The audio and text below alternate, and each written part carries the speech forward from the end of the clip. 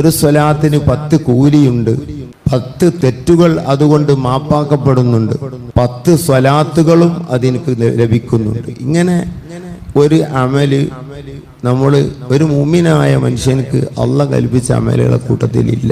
തെറ്റുകൾ പൊറുക്കപ്പെടുന്ന അമലുകളുണ്ട്, നന്മകൾ കിട്ടുന്ന അമലുകളുമുണ്ട്. ഇപ്പൊ ളുഹർ നിസ്കരിച്ചാൽ, ഒരു ളുഹർ നിസ്കരിച്ചാൽ അള്ളാഹു അവന് 10 ളുഹർ കൊടുക്കുമെന്ന് പറഞ്ഞിട്ടില്ല. 10 കൂലി അല്ലെങ്കിൽ 60 ളുഹറിന്റെ കൂലി, അല്ലെങ്കിൽ എങ്ങനെ 60 സുന്നത്തിന്റെ കൂലി എന്നൊക്കെ പറഞ്ഞു എന്നല്ലാതെ അതേ സാധനം കൊണ്ട് കൂലി കൊടുക്കുന്ന ഒരു അമലുണ്ടെങ്കിൽ അത് സ്വലാത്ത് മാത്രമാണ്. മൻ സ്വല്ലാ അലയ്യ സ്വലാത്തൻ സ്വല്ലല്ലാഹു ബിഹാ അലൈഹി അശറ. എൻ്റെ മേൽ ഒരു സ്വലാത്ത് ഒരാൾ ചൊല്ലിയാൽ അള്ളാഹു അവനിക്ക് 10 കൂലി കൊടുക്കും എന്ന് ഒരു ഹദീസിലുണ്ട്. 10 കുറ്റങ്ങൾ അതുകൊണ്ട് മാപ്പാക്കി കൊടുക്കും എന്നും ഒരു ഹദീസിലുണ്ട്. അപ്പൊ അത് രണ്ടും ഇതിലേക്ക് നമുക്ക് ചേർക്കാം. അപ്പൊ 10 കൂലി കിട്ടി, 10 സ്വലാത്തിലെ കൂലി കിട്ടി, 10 അബദ്ധങ്ങൾ മാപ്പ് തന്നു. ഈ ഹദീസിൽ പറഞ്ഞത് അതല്ല, 10 സ്വലാത്ത് അവനിക്ക് ലഭിക്കുമെന്നാണ്. അതും അള്ളാഹു കൊടുക്കും എന്ന് പറയുമ്പോൾ അതിന്റെ ഗൗരവം ചെറുതല്ല. അബുൽ മവാഹിബു ഷാദുലി, മഹാനായ താജുദ്ദീൻ അഹ്മദ് ബിൻ അത്താഇല്ലാഹി സിക്കന്ദരി ഒക്കെ പറഞ്ഞത് കാണാം. ഇമാം യൂസുഫ് നബഹാനി അഫ്ളലുസ് സ്വലാത്ത് അല്ലെങ്കിൽ അഫ്ളലുസ് സ്വലാത്ത് എന്ന ഗ്രന്ഥത്തിൽ ഉദ്ധരിക്കുന്നുണ്ട്. എന്താ അള്ളാഹുവിന്റെ ഒരു സ്വലാത്ത് എന്ന് പറഞ്ഞാൽ എന്താണ്? വ്യത്യസ്തമായി പണ്ഡിതന്മാർ വ്യാഖ്യാനിച്ചിട്ടുണ്ട്. പക്ഷേ ആരിഫീങ്ങൾ പറയുന്നത് അതിന്റെ അർത്ഥം നമുക്കറിയില്ല എന്ന്. എന്താണ് അള്ളാഹുവിന്റെ സ്വലാത്ത് എന്ന് ആർക്കും അറിയില്ല. ഇതറിയാത്തൊരു ലോകമാണ്. എത്രത്തോളം ബഹുമാനപ്പെട്ടവർ പറയുന്നു, ഒരു ബുദ്ധിമാനിയായ മനുഷ്യനോട് നിനക്ക് ലോകത്ത് ആളുകൾ ചെയ്ത അമലുകളുടെ മുഴുവൻ കൂലി തരാം, അതാണോ നിനക്ക് വേണ്ടത്? അതല്ല, എൻ്റെ ഒരു സ്വലാത്ത് നിനക്ക് തരാം. നമ്മൾ ശ്രദ്ധിക്കണം. ലൗ ഖയ്യിറൽ ആഖിലു, ഒരു ബുദ്ധിയുള്ള മനുഷ്യന് ഇഷ്ടം നൽകപ്പെട്ടാൽ എങ്ങനെ ലോകത്തുള്ള എല്ലാവർ ചെയ്ത സൽക്കർമ്മങ്ങളുടെ കൂലിയും നിനക്ക് തരാം, അത് വേണോ? അതല്ല, എൻ്റെ ഒരു സ്വലാത്ത്, അള്ളാഹുവിന്റെ ഒരു സ്വലാത്ത് നിനക്ക് വേണോ? ഏതാ വേണ്ടത് എന്ന് ഒരു ബുദ്ധിയുള്ളവനോട് ഇഷ്ടം നൽകപ്പെട്ടാൽ ലഖ്താറ സ്വലാത്തൽ വാഹിദ, നിന്റെ ഒരു സ്വലാത്ത് മതി അല്ലാഹ് എന്ന് ബുദ്ധിയുള്ളവൻ പറയും. ഇതാണ് സ്വലാത്ത്. സ്വലാത്തിനോട് കടപിടിക്കുന്ന ഒന്നില്ല എന്നതി നമുക്ക് മനസ്സിലാക്കാം. അപ്പൊ അങ്ങനത്തെ സ്വലാത്ത് 10 നമുക്ക് ഇങ്ങോട്ട് കിട്ടുകയാണ്. അതിന്റെ കൂടെ 10 കൂലിയുണ്ട്, 10 അബദ്ധങ്ങൾ മാപ്പ് നൽകുന്നുണ്ട്, പുറമേ 10 സ്വലാത്ത് അള്ളാഹു തരും. സല്ലല്ലാഹു അലൈഹി അശ്റ, അവന്റെ മേൽ അള്ളാഹു 10 സ്വലാത്ത് നൽകുമെന്ന് പറഞ്ഞ ഒരു അമലിനെയും നമുക്ക് കാണാൻ സാധ്യമല്ല. സ്വലാത്താണെങ്കിലോ ഏറ്റവും വലിയ എന്തോ ഒരു ലോകമാണ്. സ്വലാത്ത് ചൊല്ലിയവര് മുഴുവനും വിജയിച്ചവരാണ്. സ്വലാത്തിന്റെ ശബ്ദത്തെ ഉയർത്തിയവൻ അള്ളാഹു അവനെ ഉയർത്തുമെന്ന് ആരിഫീങ്ങൾ പറയുന്നു. സ്വലാത്ത് ചൊല്ലുമ്പോ ശബ്ദം ഉയർത്തി ചെല്ലാം.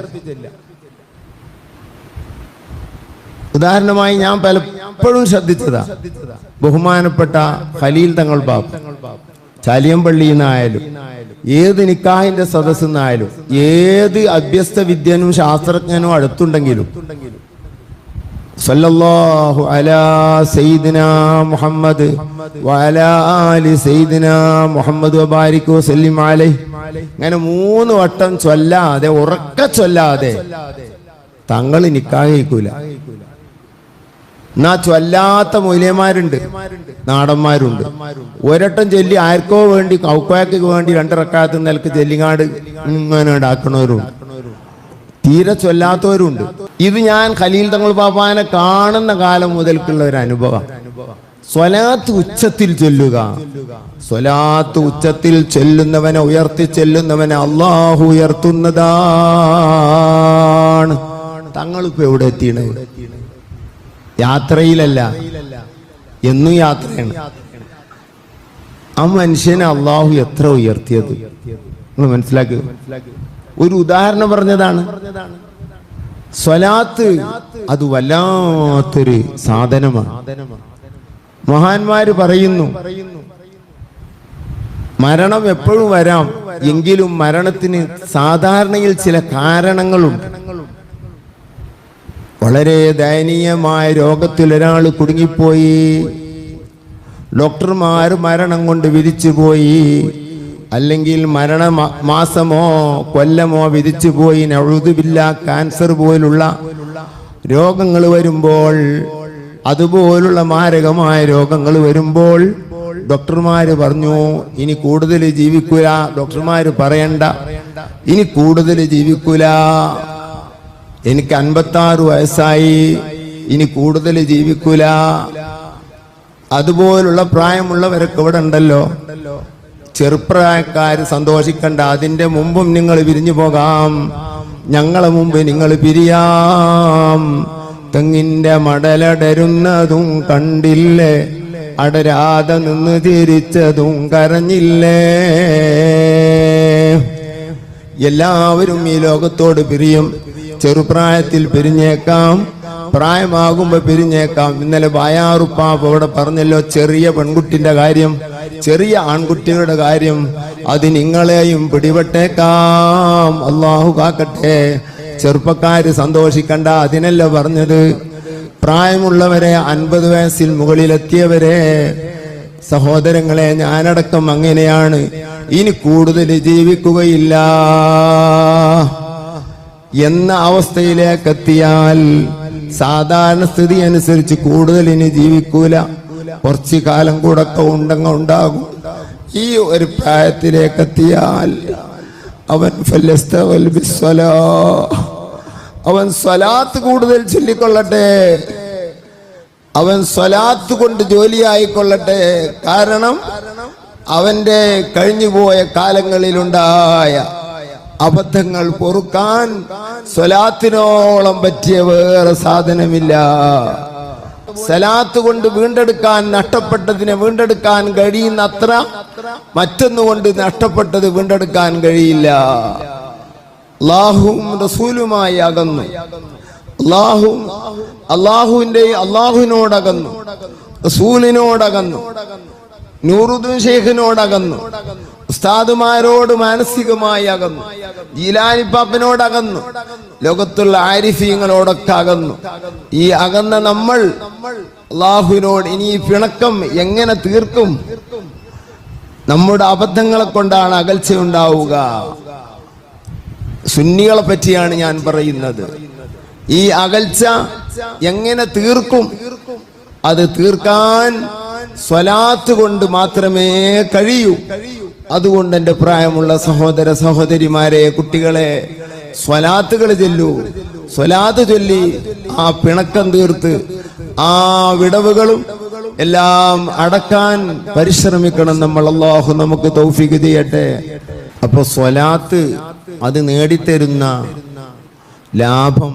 ലാഭങ്ങൾ ചെറിയതല്ല. എന്തൊരു വിഷയം വീടാനും സ്വലാത്ത് ഉപകരിക്കുന്നതാണ്. അതുകൊണ്ട് തന്നെ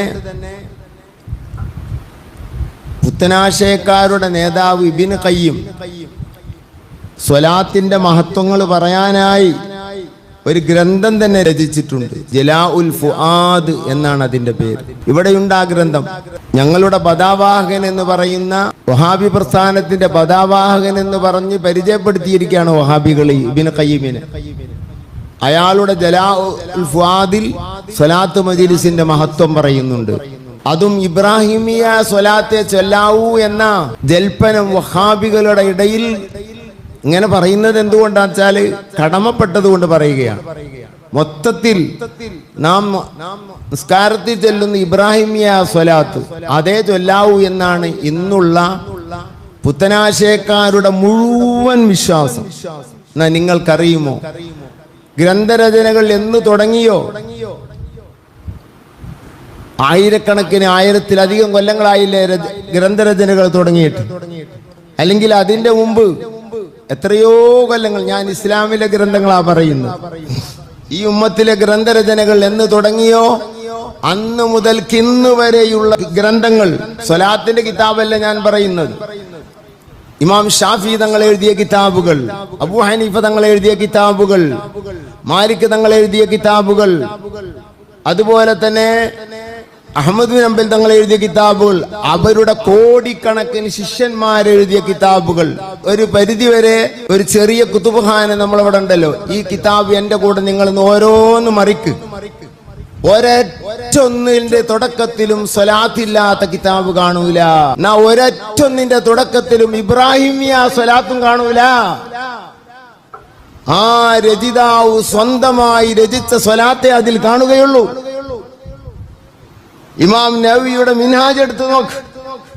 ആ മിൻഹാജിന്റെ തുടക്കത്തിൽ ഇമാം നവവി തങ്ങൾ എഴുതിയ ഒരു സ്വലാത്താണ്. സ്വയം സ്വലാത്ത് ഉണ്ടാക്കുകയാണ്. ഇബ്നു തൈമിയയുടെ നൂറുകണക്കിന് കിതാബുകളുണ്ട്.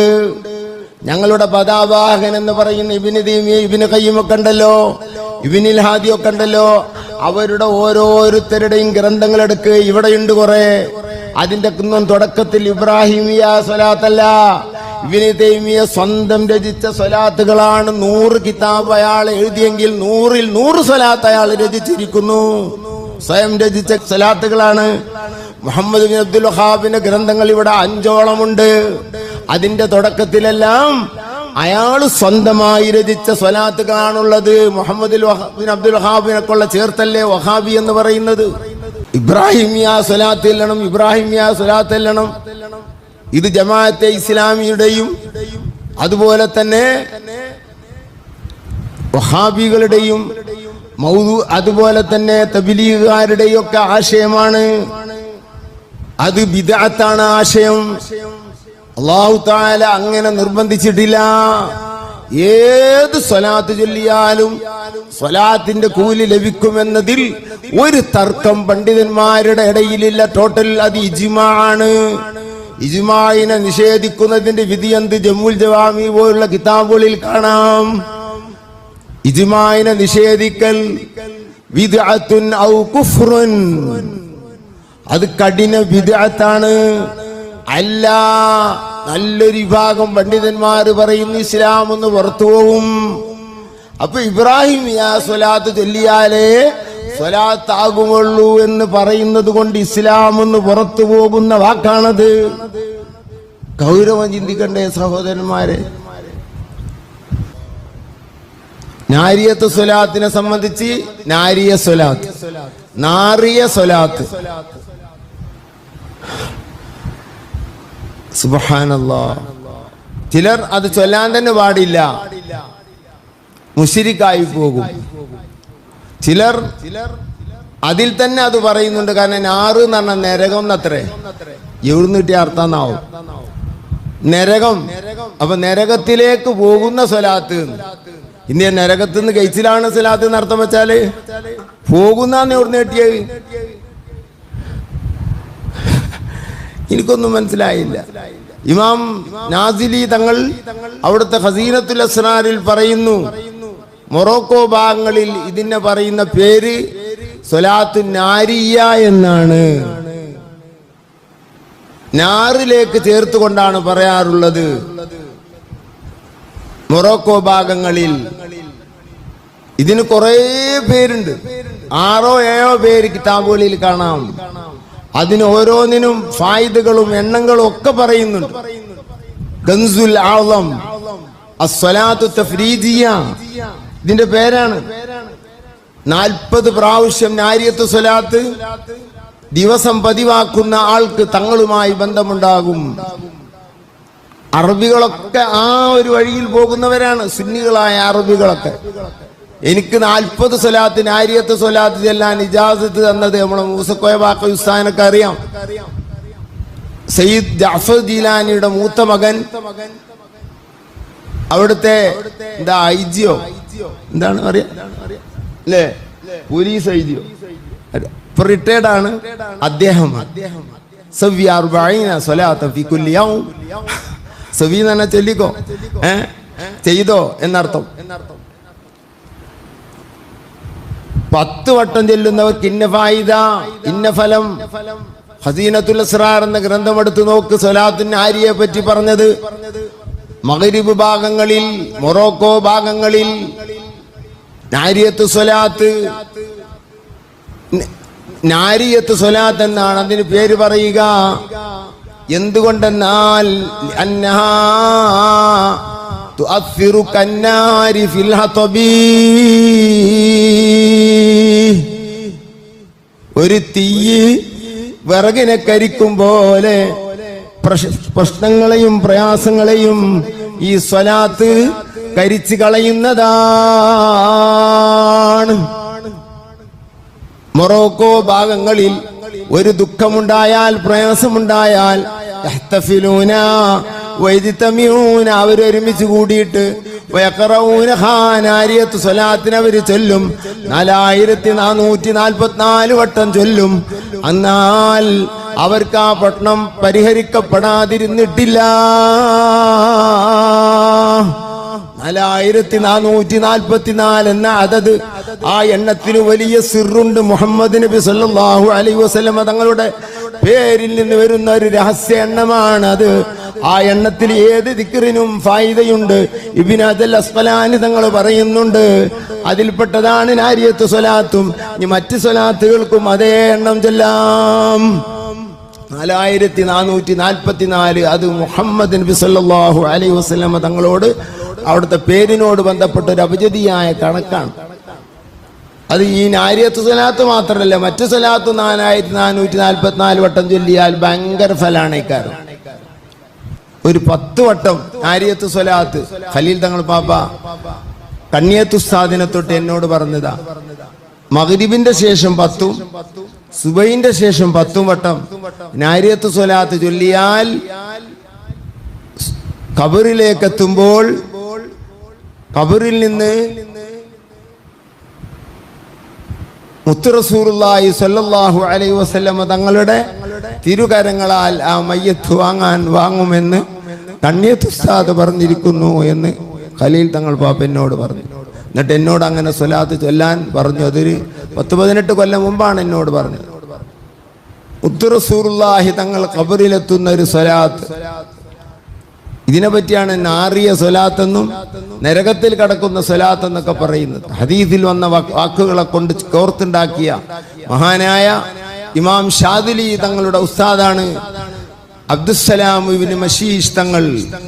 അവരാണ് അതിന്റെ രചയിതാവെന്നാണ് ഒരഭിപ്രായം. അബ്ദുസ്സലാം ഇബ്നു മശീഷ് വലിയ മഹാനാണ്. ഷാദിലി ഇമാമിന്റെ ഉസ്താദാണ്.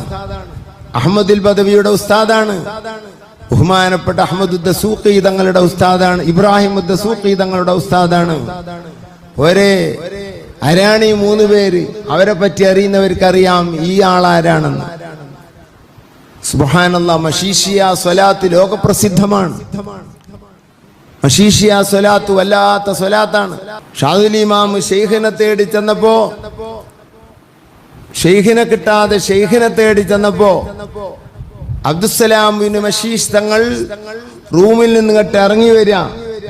വന്നിട്ട് വന്ന ഷാദുലിയുടെ പേരും അവരുടെ ഉപ്പ, അവരുടെ ഉപ്പ, അവരുടെ ഉപ്പ, അവരുടെ ഉപ്പ, അവരുടെ ഉപ്പ, അവരുടെ ഉപ്പ, അങ്ങനെ റസൂലുള്ളാഹിന്റെ പേര് വരെ വായിക്കുകയാണ്.